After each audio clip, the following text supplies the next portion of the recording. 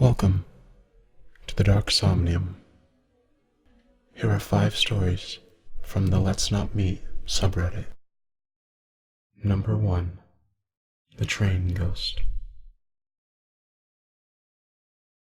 When I was a teenager, I took a job at Home Depot's paint department. It wasn't long before I found out that they sell wrongly tinted paint at a fraction of the original cost.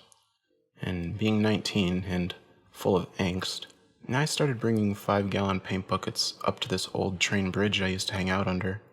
I decided I was going to paint a huge mural that was visible from the interstate that runs adjacent to the track. The way the bridge is set up, there's a large wall between the 2 spots to hang out. Behind the wall is where my girlfriend, Jen, and I would sit, because it's less visible from the surrounding areas, and there's a sort of crude bench made out of the footing of the bridge. The other side of the wall is where I started painting, so it could be seen from the road. At some point after we settled, and I had gotten to work, someone called out to me. He said, "I like your painting." Which was an odd thing to say, because it was purely a color base coat. I spun around with my roller over my head and asked if he was a cop. But he just repeated that he liked my painting and stood in the shadows staring at me. Before I continue, you have to understand that my city isn't a bustling hub for travelers. It's more like a large town, with too many people living in it. And there's really no reason to come here, unless you have roots here. And this particular bridge is located high above the thick brush and rocks. It's a rough climb to get to from below. And unless you're wandering down the tracks miles from where they pass anything, then there's no reason to pass them from above. Jen was on the other side of the wall, and neither of us heard him approach, which I can't make sense of, with the thick brush and rocks.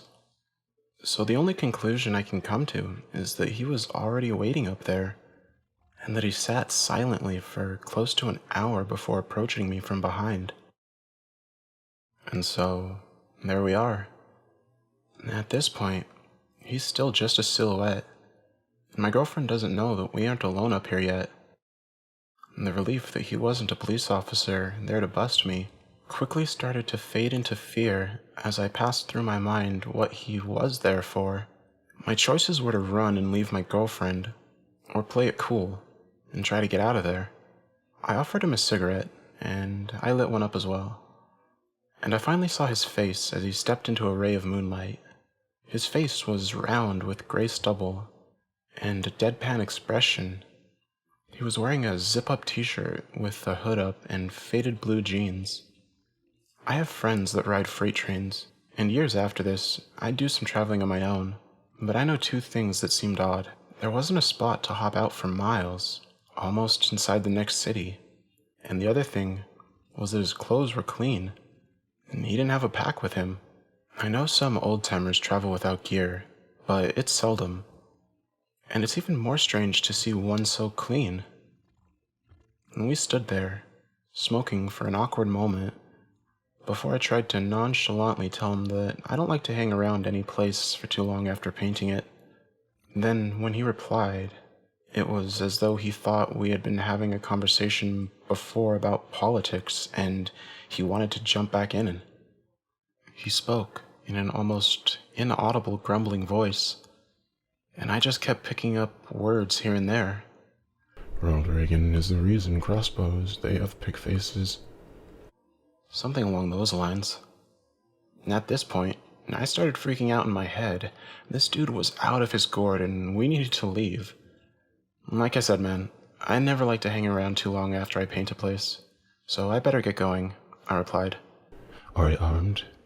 He asked. Because maybe you should be, razor blades. He mumbled. I actually did carry a long buck knife when I went up there, so I said yes and showed him, again pretending that he didn't just drop a scary bombshell on me. He gave the knife a long, disappointed look, and then he started mumbling about 1980s politics and pig people again. It's like he was having a one-sided conversation, and I wasn't even there. He seemed bummed that I had a weapon. I started working out an exit strategy in my head, but no good options were coming up. I knew that he was between me and the wall that separated us from Jen, and that there was a quarter-mile of thick brush between us and the road to get to my truck. He asked me for another cigarette, and I gave him one in an attempt to keep him happy. He seemed volatile. As he lit it up, I started to make like I was packing up my gear, but I made sure to keep an eye on him. At this point, Jen had heard our voices carrying on, and she came around the wall. She looked as startled as I had been. I tried to subtly motion her to go back around. Oblivious to my hand gestures in the dark, she came down the slope and introduced herself. He stared blankly at her and didn't say a word.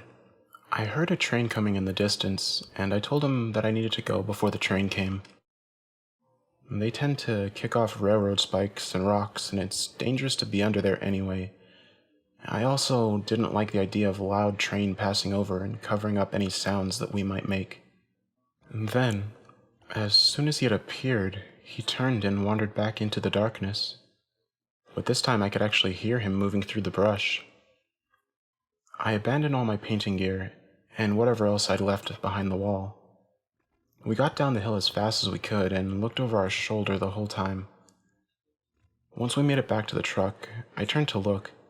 I can't be sure in the dark and from that distance, but I think I saw a figure standing there watching us.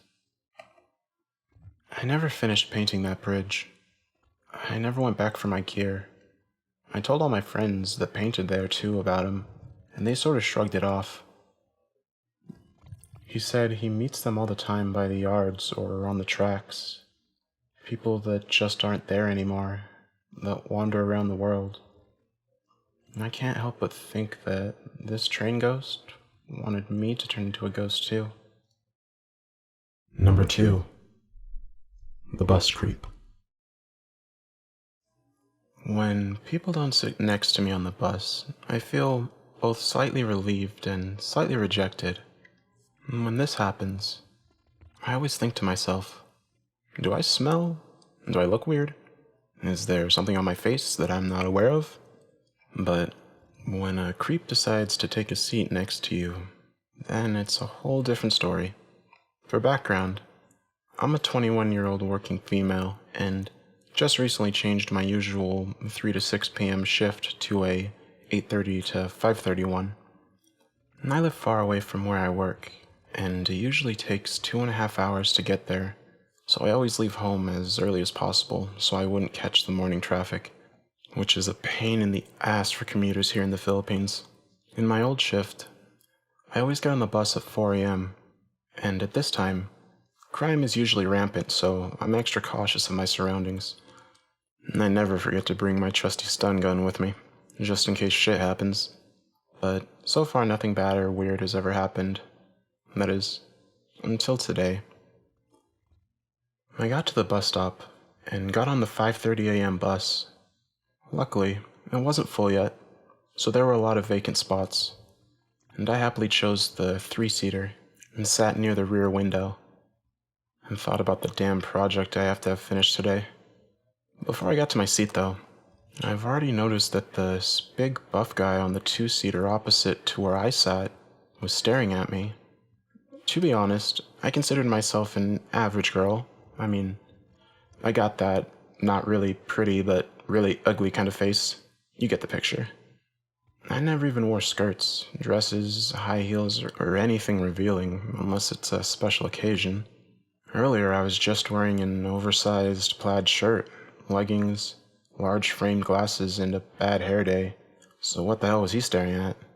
I got a little conscious though, and decided to stare out the window as the bus started moving. Not after a few minutes, this guy sits next to me, and shit starts. The moment he sat down, I instantly got a bad vibe off him. Why is he sitting next to me when there are literally lots of vacant seats, even at the front? I thought rationally, and maybe he was near his stop and was ready to get off. And then he started staring at me again. This eventually went on for the whole 2.5-hour ride. Well, not 2.5 hours of full-on staring, but He would take glances at me when I wasn't looking and pretend to be asleep when I would try to catch him staring. I was growing more annoyed and nervous at the same time, and then I decided to study his features in case this dude plans to sexually harass or mug me. First of all, he smelled like wet cardboard, and with my motion sickness, it just made things worse for me. 2, I estimated that he was maybe around 40 years old and probably a 5'8". And lastly, he was carrying a somewhat low-quality version of a Teenage Ninja Turtles shell prop. Yep. So apparently, my would-be suspect is a Teenage Ninja Mutant Turtles fan as well. Now that's interesting, and just fucking great. I frowned and almost had enough when he let out an exasperated sigh, and once again I saw him in the corner of my eyes staring at me. I then thought, maybe there's just something on my face and he's just too shy to point it out. So I opened up my compact mirror to check, but saw nothing. I had an idea to pretend to sleep as well, to find out what this asshole was planning once and for all. I put down my long hair to cover half my face, and the moment he thought I was asleep, he woke up and I saw him texting. I took a peek while he was busy and managed to catch some of these words. Sia ba pre. Translation, is this her? Immediately there was a reply. Young Maputi. Translation, yes, the fair-skinned one. Alarm bells were ringing, but I still want to think that I'm just being paranoid, and it's not me the text is referring to, but fuck it. I pulled out my stun gun that is disguised as a mascara tube and pretend to call my cousin, who's currently a lieutenant in the police force, so that this fucker knows who he's messing with. And I saw him tensed up when I said lieutenant, and he kinda muttered something I didn't understand. After a few minutes, he stared at me for one last time before getting off the bus. I instantly felt relieved. I don't know what he was up to, but it obviously was bad, so let's not meet again, or I'll zap your balls. Number 3. Footsteps at my window. I've been lurking on this thread for a while now, and I feel I should share my story. I'm a 22-year-old female, and I was about 19 when it happened. I lived with my dad and grandma at the time. I've always stayed up late and never really got creeped out or anything. One weekend, I was up late on my laptop, and around 2 or 3 a.m., I heard boot footsteps walking up to my front door and pacing around. My bedroom was literally right by the front door, and my bedroom window was directly above my headboard. And I just sat there, trying to listen to the steps, only a wall away from whatever was outside. I never heard the footsteps leaving.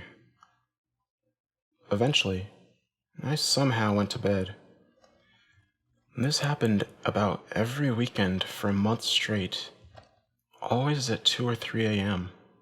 One night, it was a Wednesday, and I was up really late Skyping my friend. Totally fine, having a conversation until I hear the footsteps again. I told my friend and listened in on one of the steps. Again, with the pacing and not leaving. I was so damn scared. I didn't go to sleep that night. Pulled an all-nighter and went into work the next morning. And after work, I moved my stuff into the other room. I never heard the footsteps again. I still have no idea what or who it was. I'm still curious. Ever since, I have a really unhealthy fear of being home alone at night. So, whatever you were, let's not meet. Number 4. Creepy 30-something-year-old man wouldn't leave my 13-year-old self alone. When I was 13, I went through a rebellion stage. I was hanging out with older people and was drinking all the time. So, one night, my friend Tracy and her sister invited me to go party with them. We were all pretty drunk, sitting in a parking lot, talking to some guys we knew. A creepy guy pulls up in his beat-up car and offers us all some whiskey. And I was already fairly trashed, but like the other girls, we shared the bottle. Shortly thereafter, I passed out in the back seat of my friend's Chevy. And this is where it gets bad. Mr. Creeper proceeds to unbutton my pants and try to put his hands down them. Tracy's sister, Shelley, grabbed him and said, "Leave her alone." And this dude is like, But she's cute as hell. Tracy's like, "But she's trashed and she's not legal, so bug off." Well, anyway, the girls took me home. That's not the end, though.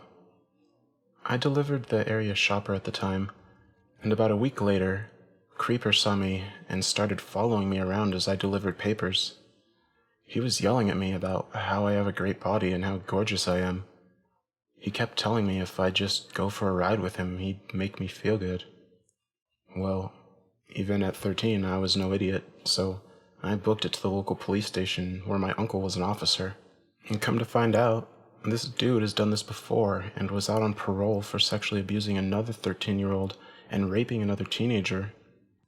He was taken into custody. So, Mr. Creepy Dude, I hope you didn't make it out of prison to mess with young girls again. Number 5. Stop. Hammer time. Years ago, I helped out a cheap retail store with their security. In downtime, I would help on stock, but it was also my job to make sure kids weren't messing with party supplies, and people weren't shoplifting, etc. Part of my job at close was to check all the shelves and under them in case boxes were misplaced or stock went missing.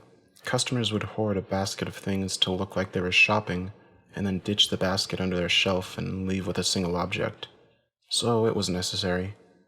I was visiting family for a few days, and received a text from my manager asking when I was coming back. I thought it was odd, but I thought nothing of it, as I'd be back the next day. When I arrived back at work, they showed me the security tapes. A customer with a bag containing nothing but a sledgehammer walked into the store and slid himself under the shelf a few hours before close, and then just waited perfectly still. The staff member taking over my close duties did not shelf check that day. If I had not decided to take those few days off, and it was a struggle to decide, as I was minimum wage and needed money, I would have found myself face to face with a creeper and a sledgehammer.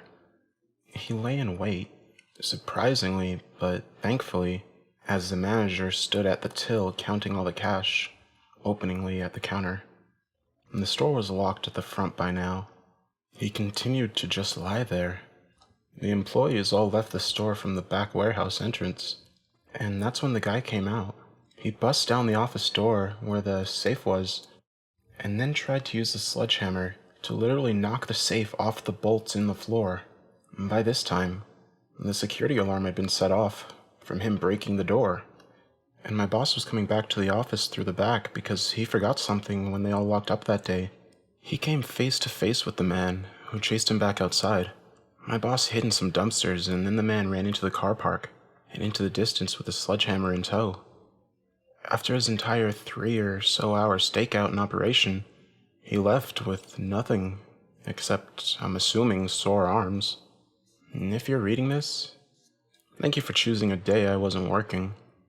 Let's keep it that way. Sledgehammer Man, wherever you are, let's not meet. Update. The Bus Creep, Part 2. This is a short update to my post about the creep I encountered on the bus a week ago. And thanks to all you guys who suggested that I should report what happened, since I finally had the courage to talk to my cousin about it last weekend, who's part of the police, and apparently, this 40-year-old, the Teenage Mutant Ninja Turtles fan, was part of something big. From what my cousin told me, they were indeed getting lots of reports from around the area of dudes harassing women in public transits, and the part that made my blood run cold was, there's a woman that's been missing for about 3 weeks. And before she went missing, this was according to a close friend of the woman, we'll name the missing woman Anna, that there was a guy that she and Anna would see on the bus every day that eyed her and her friend intensely and creepily, which she just shrugged off at first, since Anna was really pretty and it was normal that she would get that a lot. One day, Anna got off the bus first, since she'd forgot something at home, and this dude got off as well, and that was the last time she saw her. I was stunned when my cousin revealed this to me, and I thought, holy fucking shit, so am I the next victim then? I immediately gave him a description of the man I had encountered, but unfortunately it didn't match the description of what Anna's friend told them. And I guess it may be 2 or 3 or 4, or God knows how many men in operation. My cousin thanked me and scolded me for not asking for help immediately, and cursed this stupid anxiety, and told me to keep safe and report to him if I ever saw that man again. As of now, they're thinking that it may be related to some crazy stalker, but now since it had also happened to me, my cousin is thinking it may be related to some sex slavery shit, and that they would stalk and scout for potential victims in public transits. But so far, they've only had 1 report of a kidnapping, and they're still investigating. He'll be putting a patrol around the bus stops in my area, though, to catch these psychos once and for all.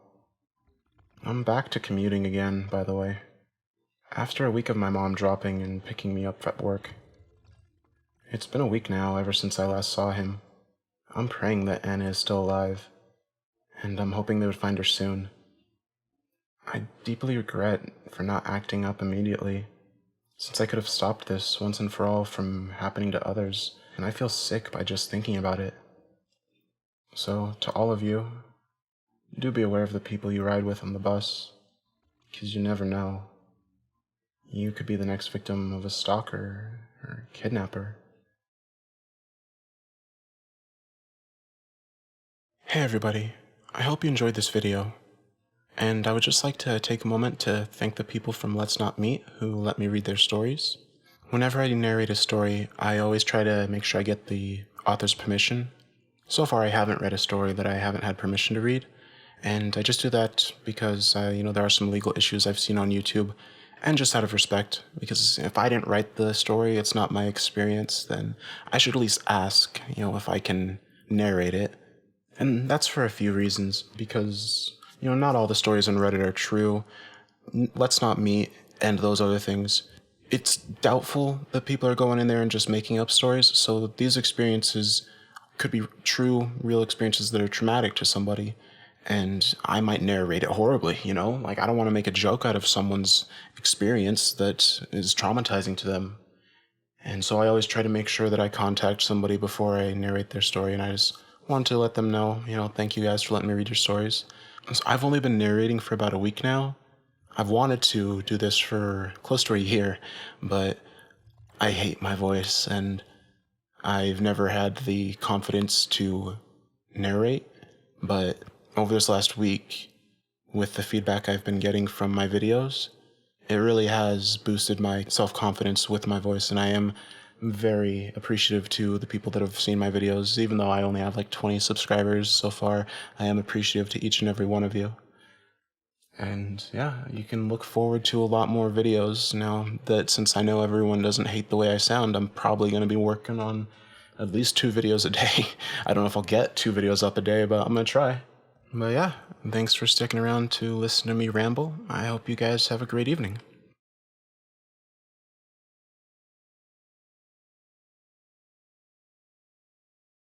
At some point after we settled, and I had gotten to work, someone called out to me.